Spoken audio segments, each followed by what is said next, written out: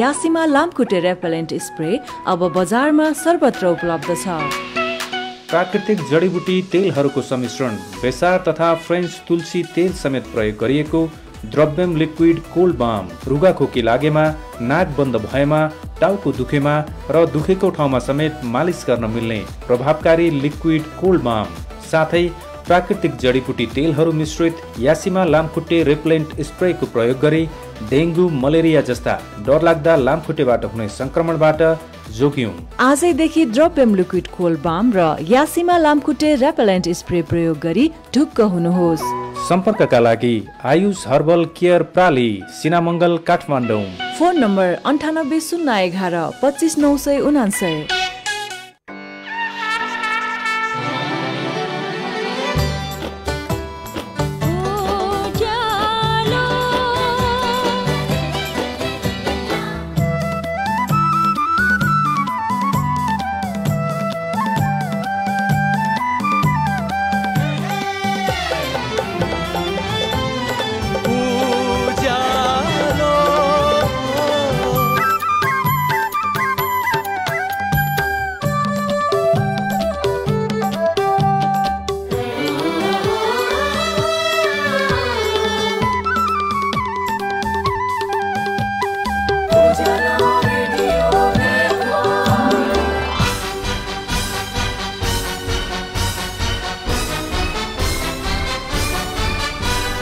सीधा कुरा, प्रश्न विचार। Ujyaalo radio network. अहिले बेलुकीको 8 बज्यो।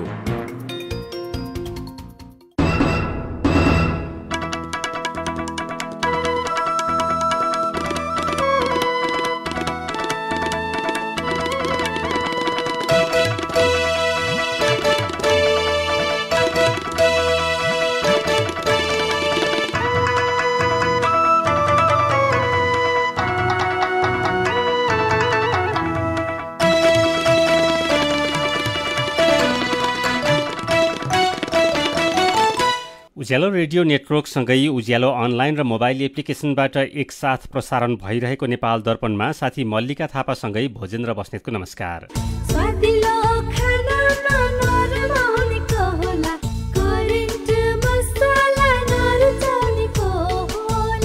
नेपाल दर्पणको साथमा करेन्ट मसला र करेन्ट चिया, स्वादको झट्का। नेपाल दर्पण सुरु गरौं मुख्य खबरका शीर्षकहरूबाट। राष्ट्रपति रामचन्द्र पौडेलको दिल्लीको एम्स अस्पतालमा उपचार चल्दै नेपालमा गरिएका सबै परीक्षणहरू दोहोर्याउनुका साथै केही थप परीक्षण गर्ने। व्यापार घाटा 2 खर्ब रुपैयाँ भन्दा धेरैले घट्यो। सरकारले प्रतिबन्ध लगाउँदा आयातमा कमी। 9 महिनामा 43.5 अर्बको खाद्यान्न आयात। पेट्रोलियम पदार्थ किन्दा 2 खर्ब 61 अर्ब रुपैयाँ बाहिरियो। महोत्तरीमा बसले मोटरसाइकललाई ठक्कर दिँदा एकै परिवारका 3 जनाको ज्यान गयो। सुनसरीको सप्तकोशी नदीमा डुबेर 1 जनाको मृत्यु, 2 जना बेपत्ता। भारत विश्वको सबैभन्दा धेरै जनसङ्ख्या भएको देश बन्यो। चीनमा भन्दा भारतमा 29 लाख बढी जनसङ्ख्या। र ए डिभिजन लिग फुटबलमा जावलाखेलले पुलिस क्लबलाई 6-1 गोलले हरायो। एसीसी प्रिमियर कप क्रिकेटमा आज युएई र ओमान विजयी।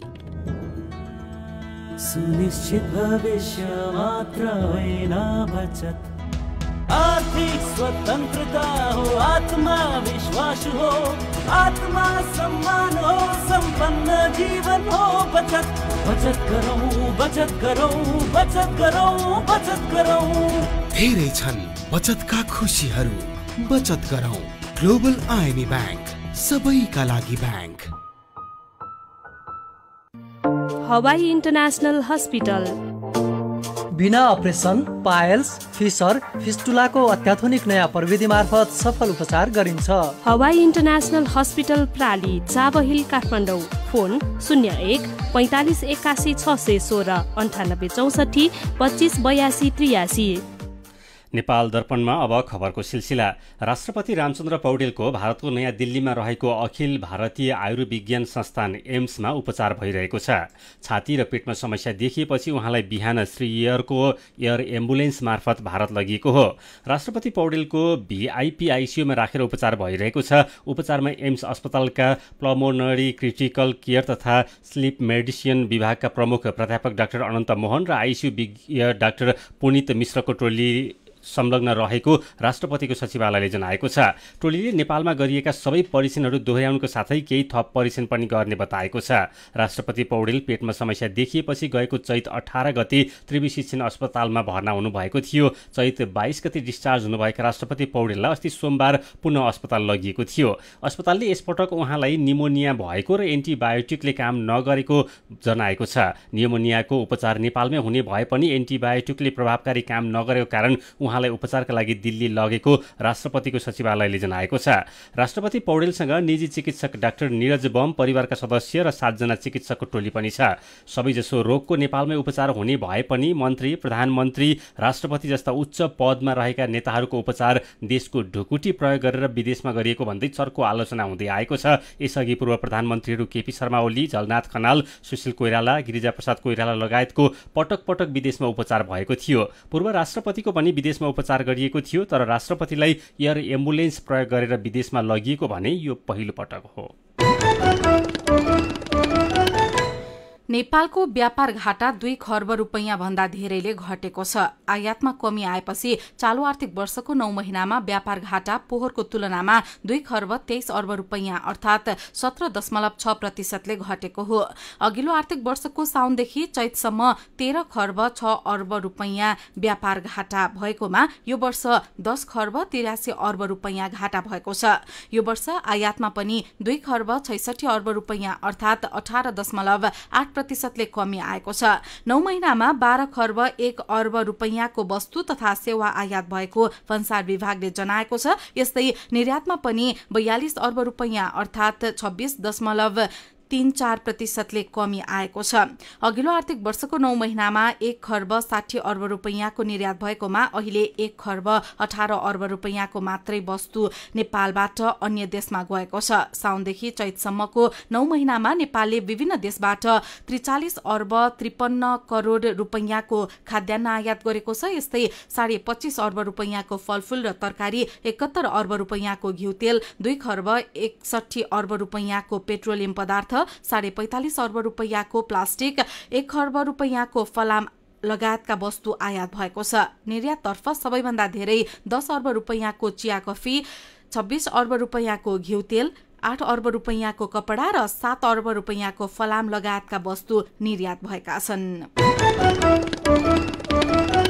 महोत्तरीमा बसले मोटरसाइकललाई ठक्कर दिँदा एकै परिवारका 3 जनाको ज्यान गएको छ। ज्यान गुमाउनेमा मोटरसाइकल चालक सिराहाको कल्याणपुर नगरपालिका वडा नम्बर 10 का 26 वर्षका अमृत मण्डल, उहाँकी श्रीमती 24 वर्षकी अन्जु मण्डल र भतिजी 6 वर्षकी अंशु मण्डल रहेका जिल्ला प्रहरी कार्यालय महोत्तरीका प्रवक्ता प्रहरी नायब उपरीक्षक दिलीप गिरीले जानकारी दिनुभयो। गौशाला शमशी सडक खण्डको रेलवे ट्र्याक नजिक बा 3 ख 2396 नम्बरको बसले मध्य प्रदेश 01004 प 6819 नम्बरको मोटरसाइकललाई ठक्कर दिएको हो। यसैबीच सप्तकोशी नदीमा पौडी खेल्ने क्रममा डुबेर बेपत्ता भएका 3 जना मध्ये 1 जनाको शव भेटिएको छ। सुनसरीको बराहा क्षेत्रमा रहेको कोशी नदीको बंगालो नजिक पौडी खेल्ने क्रममा डुबेका मध्ये झापाको दमक महानगरपालिका वडा नम्बर 2 का 17 वर्षका नवीन न्यौपानेको शव घटनास्थल नजिकै भेटिएको सुनसरीका प्रहरी उपरीक्षक एसपी प्रभु प्रसाद ढकालले जानकारी दिनुभयो। यस्तै दमक 9 का 19 वर्षका रुद्र न्यौपाने र मोरङको उर्लाबारी नगरपालिका वडा नम्बर 7 का 18 वर्षका राज गुरागाईको खोजी भइरहेको उहाँले बताउनुभयो। युवाहरू आफन्तको श्राद्ध गरिँदै गरेको ठाउँबाट पौडी खेल्नको लागि कोशीमा गएका एसपी ढकालले बताउनुभयो। पछिल्लो 24 घण्टामा 108 जनामा कोरोना भाइरसको संक्रमण पुष्टि भएको छ। 2450 जनाको नमुना परीक्षण गर्दा 108 जनामा संक्रमण पुष्टि भएको स्वास्थ्य तथा जनसङ्ख्या मन्त्रालयले जनाएको छ। 66 जना संक्रमित निको भएका छन्। नेपालमा कोरोना भाइरसका सक्रिय संक्रमितको संख्या 386 जना पुगेको छ।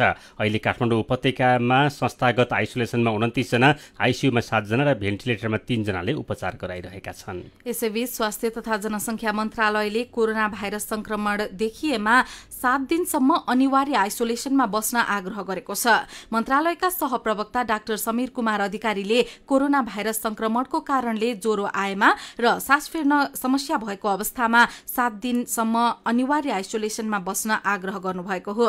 उहाँका अनुसार कुनै पनि लक्षण नरहेको 5 दिन वा त्योभन्दा धेरै आइसोलेसनमा बस्दा ज्वरो नआएको वा आएको ज्वरो 24 घण्टाभित्र औषधि नखाई कम भएको अवस्थामा भने आइसोलेसनमा बस्नु पर्दैन। मन्त्रालयले 7 दिनसम्म आइसोलेसनमा बसेर 8औं दिनमा बाहिर निस्के पनि अरू मानिसको सम्पर्कमा नजान समेत निर्देशन दिएको छ।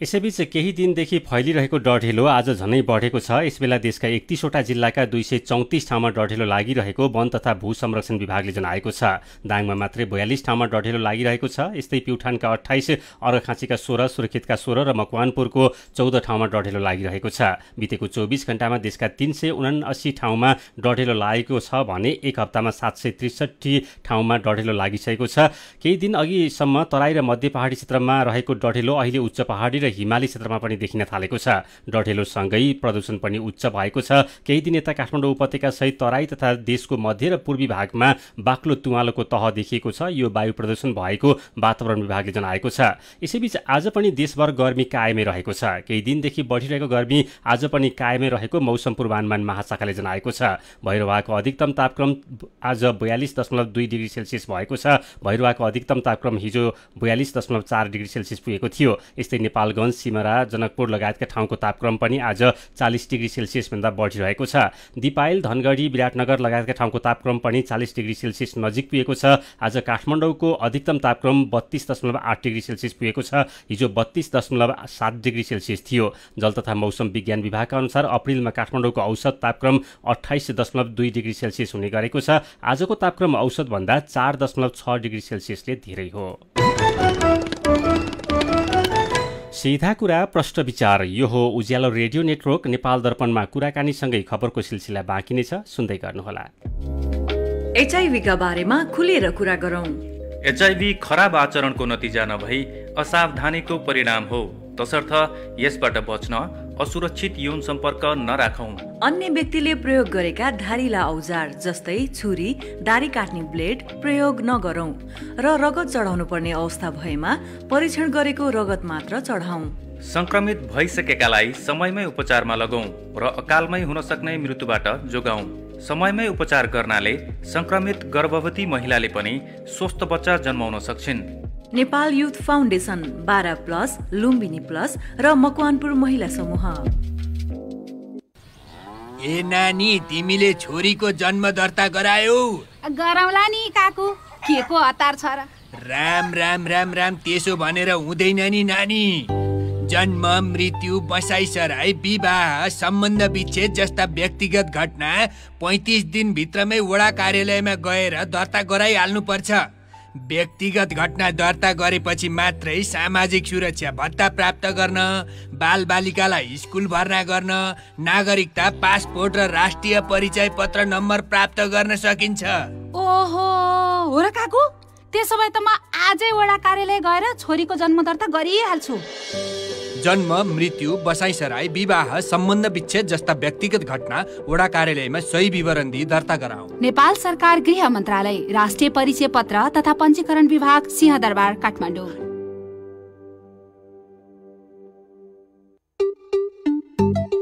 तिमीले पनि पाउने, मलाई पनि आउने, आउने कुरो आएपछि मन भयो रमाउने। आयामी पे रिफर गरिदे, मलाई पनि फाइदा अनि तिमीलाई पनि छ। आयामी पे रिफर गरिदे, मलाई पनि फाइदा अनि तिमीलाई पनि छ। IME pay refer and earn offer. IME pay mobile एपलाई आफ्नो साथी सर्कलमा रिफर गर्ने र सो रिफर एक्सेप्ट गर्ने दुवैले पाउनुहोस् 25-25 रुपैयाँ। उज्यालो रेडियो नेटवर्कबाट प्रसारण भइरहेको नेपाल दर्पणमा तपाईँलाई फेरि स्वागत छ। यतिन्जेल हामीले राष्ट्रपति रामचन्द्र पौडेलको दिल्लीको एम्स अस्पतालमा उपचार चल्दै व्यापार घाटा 2 खर्ब रुपियाँभन्दा धेरैले घट्यो, सरकारले प्रतिबन्ध लगाउँदा आयातमा कमी, देशका धेरै ठाउँमा डढेलो, प्रदूषण र गर्मी पनि कायमै लगायतका खबर प्रस्तुत गर्यौं। नेपाल दर्पणमा अब बाँकी प्रसङ्ग।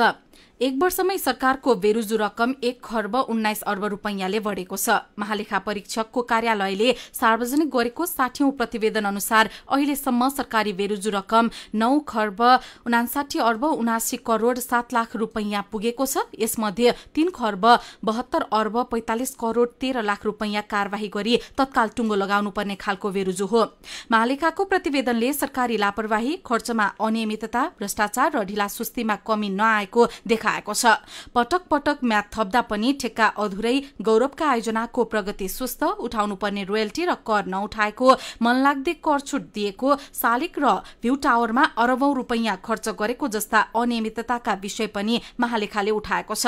महालेखाले देखाएको बेरुजुलाई धेरैले भ्रष्टाचार भनेर पनि बुझ्ने गरेका छन्। साथै अर्जुन पोखरेलले पूर्व कार्यवाहक महालेखा परीक्षक सुखदेव खत्री भट्टराईलाई सोध्नु भएको छ, महालेखाले देखाएको बेरुजु रकमलाई कसरी बुझ्ने?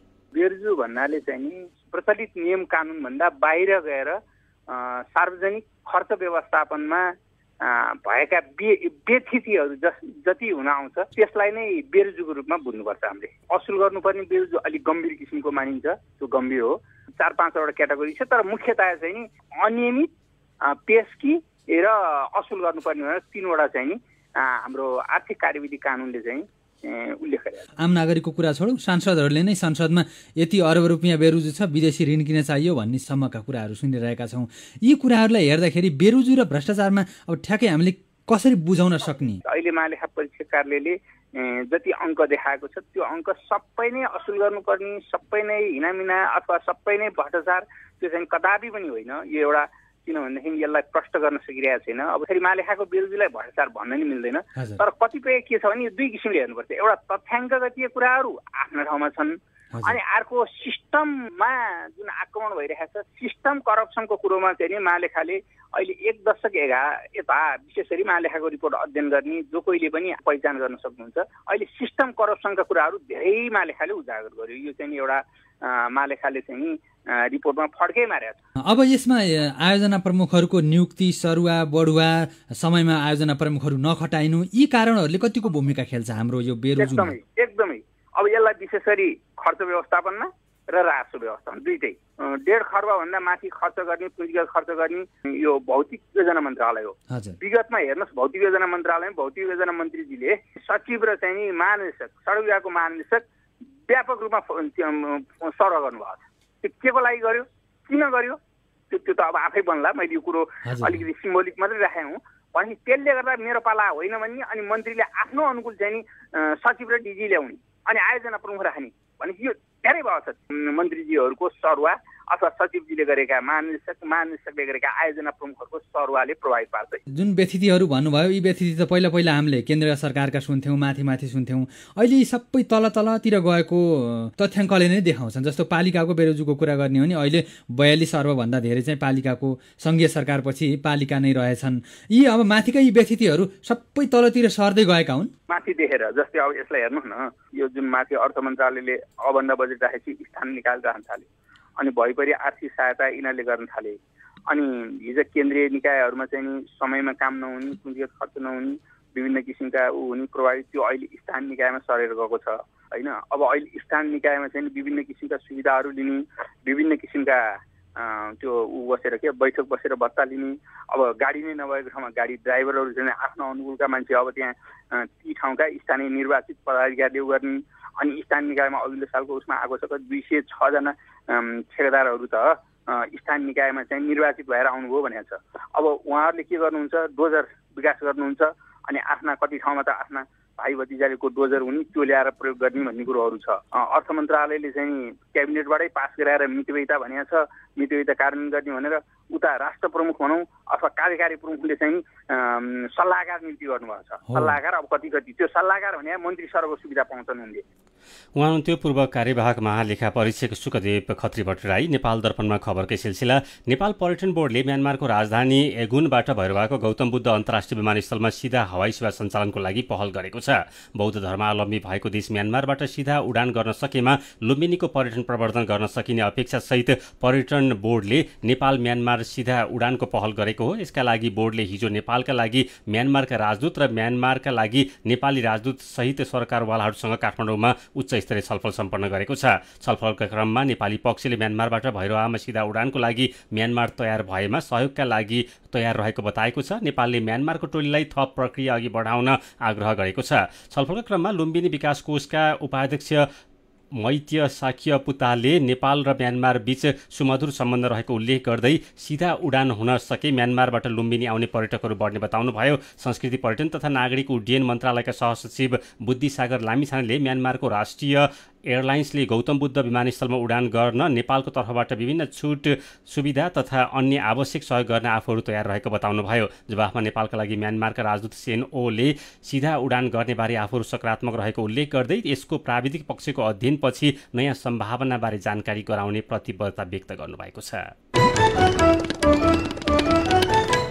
युएईमा कार्यरत एक नेपालीलाई झण्डै 70 करोड रुपैयाँ बराबरको चिट्ठा परेको छ। युएईमा ड्राइभरको काम रूपमा कार्यरत नेपाली नागरिक पदमले महजुज राफल ड्र मार्फत 20 मिलियन दिराम अर्थात झण्डै 70 करोड रुपैयाँ बराबरको चिट्ठा जितेको युएईको स्थानीय सञ्चार माध्यम खाजिल टाइम्सले खबर लेखेको छ। खाजिल टाइम्सले उल्लेख गरे अनुसार पदमले चिट्ठाको 5वटा नम्बर मिलाउनु भएको छ। आफूले जितेको रकम बुझ्दै पदमले भन्नुभएको छ, मलाई अझै विश्वास लागिरहेको छैन। पदमले युएईमा गाडी चलाएर 5700 दिराम प्रत्येक महिना कमाउँदै आउनु भएको छ। उहाँ 23 वर्षदेखि युएईमा एउटै कम्पनीमा काम गरिरहनु भएको छ। नेपाल दर्पणमा मेरो पनि भन्नु छ सँगै खबरको सिलसिला बाँकी नै छ, सुन्दै गर्नुहोला। शिक्षा तथा मानव स्रोत विकास केन्द्र सानोठिमी भक्तपुरको अनुरोध। समयमै भर्ना समयमै ज्ञान गुणस्तरीय शिक्षा सबैको अभियान भन्ने आदर्श वाक्यका साथ यही वैशाख 1 गतेदेखि शैक्षिक सत्र 2080 को विद्यार्थी भर्ना अभियान सञ्चालन भइरहेको छ। विद्यालय उमेर समूहका आफ्ना नानी बाबुहरू अनिवार्य रूपमा विद्यालय भर्ना गरी उनीहरूको समुज्जल भविष्य सुनिश्चित गर्न अभिभावकहरूलाई उत्प्रेरित गर्ने खालका सन्देशहरू सहित आफ्नो सेवा क्षेत्रमा व्यापक प्रचार प्रसार गरी वैशाख महिनाभित्रै सबै बालबालिका विद्यालय शिक्षाको पहुँचमा ल्याउने गरी भर्ना अभियान सञ्चालन गर्नुहुन सबै विद्यालय तथा स्थानीय तह र आवश्यक सहयोग तथा सहजीकरणका लागि शिक्षा विकास तथा समन्वय इकाइ हार्दिक अनुरोध गर्दछौ।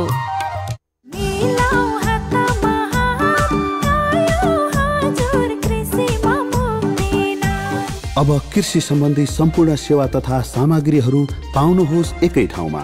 मल, बिउ, विषादी, औजार उपकरण र सम्पूर्ण प्राविधिक सेवाहरू अब नजिकैको एग्रोभेट सहकारी तथा कम्पनीको आधिकारिक विक्रेताहरूकोमा गई सम्पर्क गर्नुहोला। मुक्तिनाथ कृषि कम्पनी लिमिटेड, समृद्धिको आधार कृषि, कृषिको आधार प्रविधि। थप जानकारीको लागि 98 023 10 9 64। तातोले झन्डै जिब्रो चाहियो। मलाई 1 लाख रुपैयाँ दिनु न। पहिला मलाई हँसाएर देखाऊ। मैले तपाईलाई हँसा भने तपाईले मलाई 1 लाख रुपैयाँ दिनुहुन्छ? मैले दिने होइन नि त, जस्मिन पेन्ट्सले दिन्छ। जस्मिन कुल कमेडी फुल। तपाई पनि स्ट्यान्ड अप कमेडी खिचेर पठाइहाल्नुहोस् है। पहिलो हुनुभयो भने 1 लाख, दोस्रो हुनुभयो भने 50,000 र तेस्रो हुनुभयो भने 25,000 नगद पुरस्कार पाउनुहुन्छ। थप जानकारीको लागि जस्मिन पेन्ट्सको आधिकारिक फेसबुक पेज जस्मिन पेन्ट्स नेपाल फलो गर्नुहोला वा 98 024 86 385 मा व्हाट्सएप, भाइबर वा सिधै सम्पर्क गर्नुहोला। नेपाली मनको नेपाली रङ, जस्मिन पेन्ट्स। उज्यालो रेडियो नेटवर्क मार्फत देशभरिका विभिन्न एफएम स्टेशन तथा उज्यालो अनलाइन र मोबाइल एप्लिकेसनमा प्रसारण भइरहेको नेपाल दर्पणमा तपाईलाई फेरि स्वागत छ। नेपाल दर्पणमा अब बाँकी खबर। हप्ताको अन्तिम दिन शेयर बजार आज बढेको छ। शेयर बजार परिसूचक नेप्से आज 15.14 अङ्कले बढेर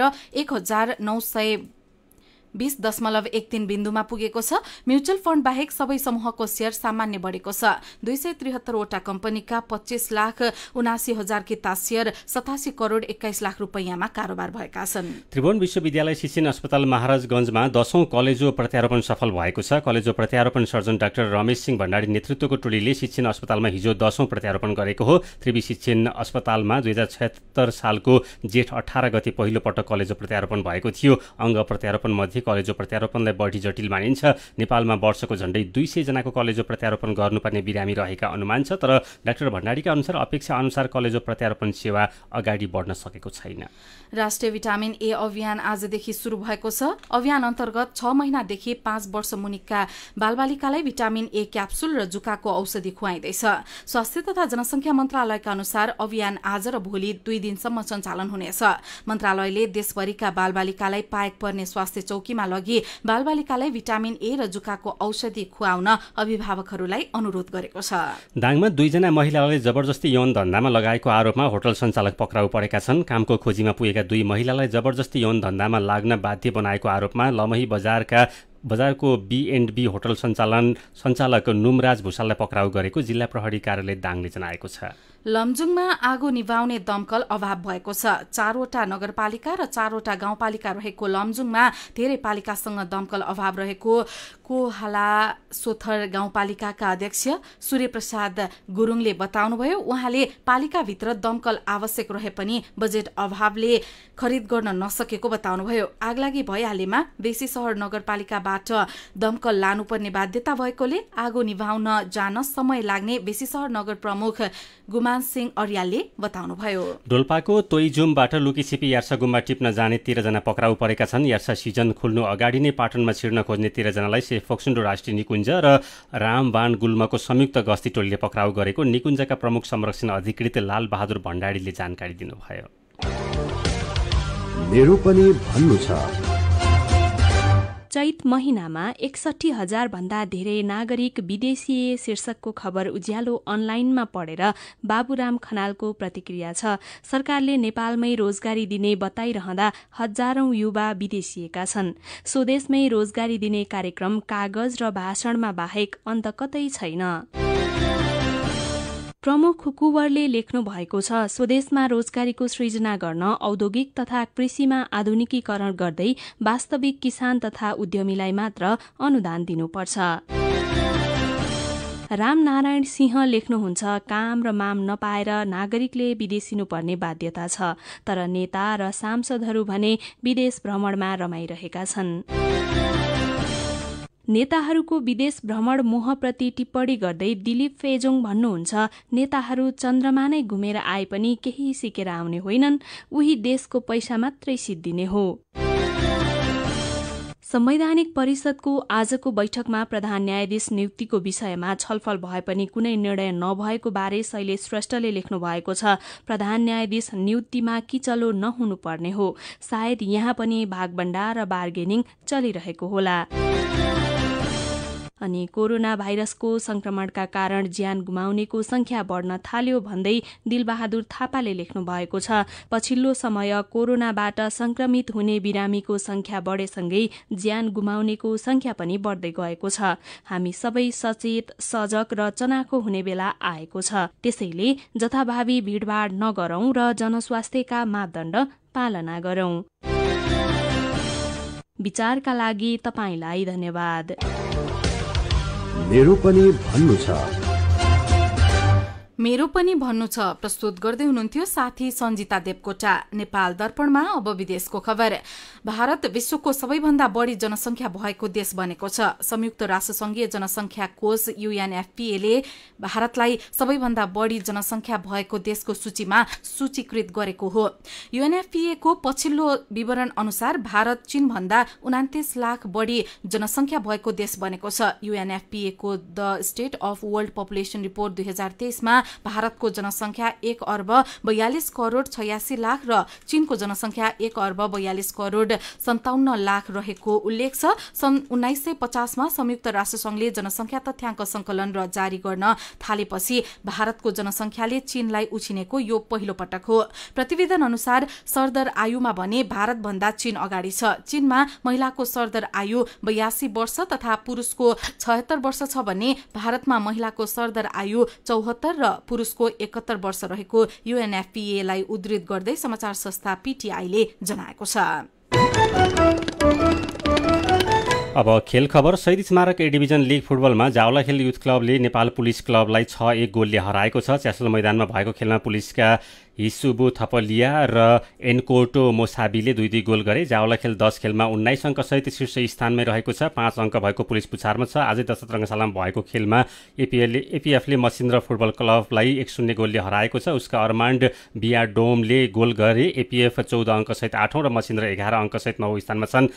अर्को रहेका छन् एपिएफका लागि चाहिँ बियोन्डले गोल गरेका थिए। एससीसी प्रिमियर कप क्रिकेटमा आज युएई र ओमान विजयी भएका छन्। त्रिवी क्रिकेट मैदानमा भएको खेलमा युएईले कुवेतलाई 143 रनले हराएको छ। युएईले दिएको 372 रनको विशाल लक्ष्य पछ्याएको कुवेत 36 ओभर 3 बलमा 228 रन बनाउँदा अल आउट भयो। पहिले ब्याटिङ गरेको युएईका लागि वृत्तीय अरविन्दले 185 र रुहन मुस्तफाले 118 रन बनाए। आजै मुलपानी मैदानमा ओमानले कतारलाई 40 रनले हराएको छ। ओमानले दिएको 250 रनको लक्ष्य पछ्याएको कतार 47 ओभर 2 बलमा 209 रन बनाउँदा अल आउट भयो। नेपाल सहित 10 देश सम्मिलित एससीसी प्रिमियर प्रतियोगिताको विजेता टोलीले आउँदो सेप्टेम्बरमा पाकिस्तानमा हुने एसिया कप खेल्न पाउनेछ। शीर्ष 3 टोलीले जुलाईमा हुने SCC emerging teams Asia cup खेल्न पाउनेछ। प्रिमियर कपको समूह ए मा नेपाल, ओमान, कतार, मलेसिया र साउदी अरब र समूह बी मा युएई, हङकङ, कुवेत, सिंगापुर र बहराइन छन्। र इन्डियन प्रिमियर लिग आइपिएल क्रिकेटमा अहिले राजस्थान रोयल्स र लखनऊ सुपर जायन्ट्स खेलिरहेका छन्। जयपुरमा राजस्थानले टस जितेर बलिङ रोजेपछि पहिले ब्याटिङ गरिरहेको लखनऊले 9 ओभरको खेल सकिँदा कुनै पनि विकेट नगुमाइकन 74 रन बनाएको छ। राजस्थान अङ्क तालिकाको शीर्ष स्थानमा र लखनऊ दोस्रो स्थानमा रहेको छ। खेल खबरसँगै हामी नेपाल दर्पणको अन्त्यमा आइपुगेका छौं। आजका मुख्य खबरका शीर्षक फेरि एकपटक। राष्ट्रपति रामचन्द्र पौडेलको दिल्लीको एम्स अस्पतालमा उपचार चल्दै नेपालमा गरिएका सबै परीक्षणहरू दोहोर्याउनुका साथै केही थप परीक्षण गर्ने। व्यापार घाटा 2 खर्ब रुपैयाँ भन्दा धेरैले घट्यो। सरकारले प्रतिबन्ध लगाउँदा आयातमा कमी। 9 महिनामा 43.5 अर्बको खाद्यान्न आयात। पेट्रोलियम पदार्थ किन्दा 2 खर्ब 61 अर्ब रुपैयाँ बाहिरियो। महोत्तरीमा बसले मोटरसाइकललाई ठक्कर दिँदा एकै परिवारका 3 जनाको ज्यान गयो। सुनसरीको सप्तकोशी नदीमा डुबेर 1 जनाको मृत्यु, 2 जना बेपत्ता। भारत विश्वको सबैभन्दा धेरै जनसङ्ख्या भएको देश बन्यो। चीनमा भन्दा भारतमा 29 लाख बढी जनसङ्ख्या। र ए डिभिजन लिग फुटबलमा जावलाखेलले पुलिस क्लबलाई 6-1 गोलले हरायो। एससीसी प्रिमियर कप क्रिकेटमा आज युएई र ओमान विजयी।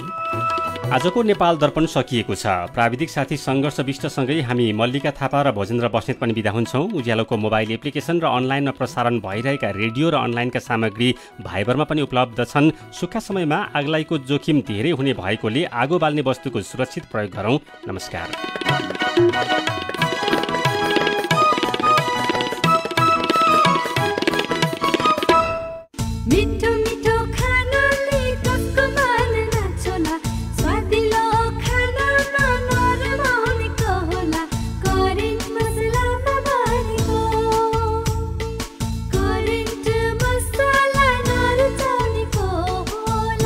Hygienic, tasty and fresh. Trimurti